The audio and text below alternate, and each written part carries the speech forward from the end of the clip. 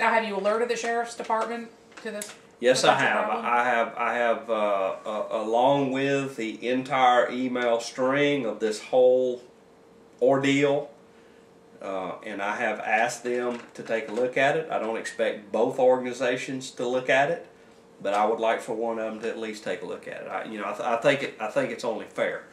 Don't know where it's going. I can tell you this: that the governor's department of the governor's open government. They're certainly on my team on this one. Well, and I think that we're lucky that this particular administration is on our team on this, because during that short meeting at Team Santa Rosa, we did hear from at least one official that they were expecting that the economic development agencies will be so outraged by this that they'll try to introduce legislation this year that will impact the Sunshine Law, basically try to harm our rights under the Sunshine Law. And because of that, I have already contacted my state representative and have alerted him to the fact that if any legislation hits the floor that weakens the Sunshine Law or Chapter 119 in any way, shape, or form, I expect to get an email from him. Certainly, the First Amendment Foundation will be on top of that kind of stuff, and I don't think they're going to have the horsepower to change the Sunshine Laws, especially after the 180 pages of recommendations that's come out. But there's always a danger.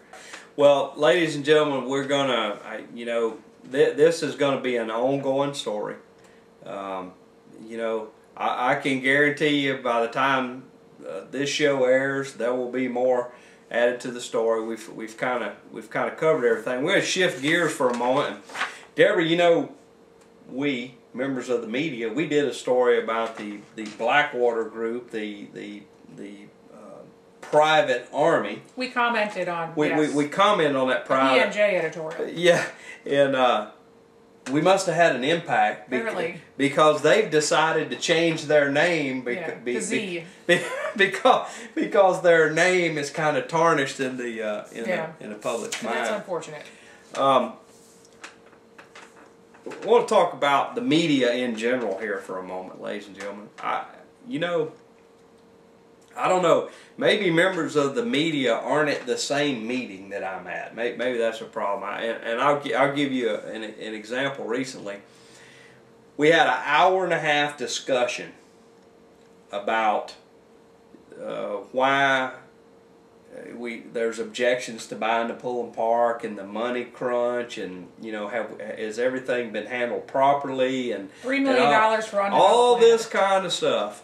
And Channel 3 rolls in and does a story about economic development. It just amazes me that they pay so little attention to what's going on.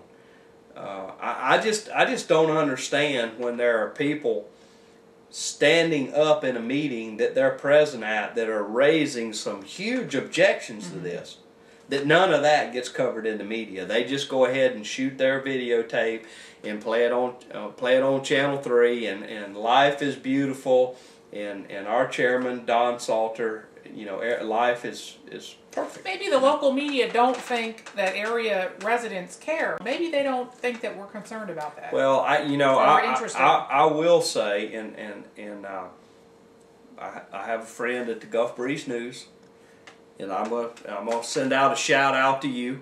I sent you something, you took an interest, you sent a reporter. And I don't know if you've put anything in the newspaper about it yet. At least you put out the effort. So my hat, the media award this week goes to the Gulf Breeze News, because you actually showed up and your reporter took an interest in asking some hard questions that needed to be asked. Well, actually, Channel 3 did a report on it, and Channel 3 did point out that we're having hard times, and it seems like it might be hard to justify spending that money. They did backdoor it a little bit. They skirted it. Yeah, they danced around. Now, my final thing that I want to kick around here, and I don't want to sound like I'm beating up on the Pensacola News Journal all the time, but for goodness sakes, you are the largest newspaper circulation in a community that you serve. I do not understand why, and apparently you've made a change and you haven't, I don't know, had the intestinal fortitude, I guess, to stand up and say why you've made the change. But I've noticed of late, about 4 or 5 days in a row now, that you put your pretty little editorials out there, but you're not allowing anybody to post any comments to it. And I at first thought it was my computer that was messing up, so I fiddled around a little bit. No. Then I happened to read on Mark O'Brien's column, somebody put in a post to his blog that was complaining about the same thing. So, Deborah, what do you think? Do you think maybe people are putting comments underneath the Pensacola News-Journal editorials that they don't like? No, I can only assume that newspaper management feels like the topic has been adequately and exhaustively covered in the editorial itself. There's just no need to add anything new. Well, let me, as I look into the camera, dear Pensacola News-Journal, be a man and put in your newspaper why you're not allowing people to comment on your editorials. Or, I've got a novel idea for you. I read up until you quit allowing posting. Most of your editorials got creamed by the locals that were attaching comments to your blog. How about this novel approach? How about writing an editorial that represents the people in the community that read or purchase your newspaper?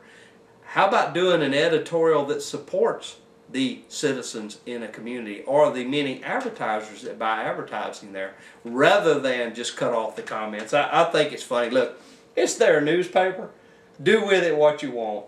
But I tell you, that's just, I think that's pretty pitiful that you write editorial, but you're not man enough to stand up and take the punches when they're thrown. Well, I'm still trying to understand how they managed to attend that meeting and not report a word of that Pullum Park purchase, and yet had a story the same day, 2 hours after the meeting, about all the wonderful new jobs that might be coming into the area. Right, and Greg Newman over at Channel 3, he wrote a beautiful, loving, touching story also that he had done, and of course I sent him an email asking him, you know, if 1 year from now if he would do an update on that. I really wanted to see that. Ladies and gentlemen, you know, apparently the team saga will continue for a few more episodes.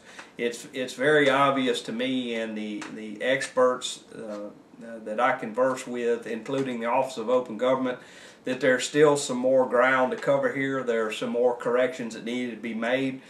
As those things happen, we're certainly going to keep you posted on them. The story, however, is citizen involvement, citizens paying attention, citizens contacting officials up and down the chain repeatedly, eventually forced them to open their meetings, and we presume at some point comply with open records laws completely. Right. Yeah, and look, you know, hey, I'm just one guy with an email account. I just pleaded my case to the governor's office, actually to Charlie Crist directly.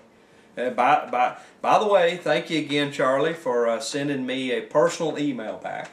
It meant a lot to me, and you know, so you can make changes, ladies and gentlemen, and you know, we hope to be the catalyst of those changes. We want to bring you news that nobody else wants to cover, but that's not really a difficult feat. Unfortunately. Exactly. Well, Deborah, once again, we're out of time. Remember, every Saturday, 4:30 to 5, you can find us right here on Channel 27, GCN Network. I'm Jerry Cooey. I'm Deborah Nelson. Good night.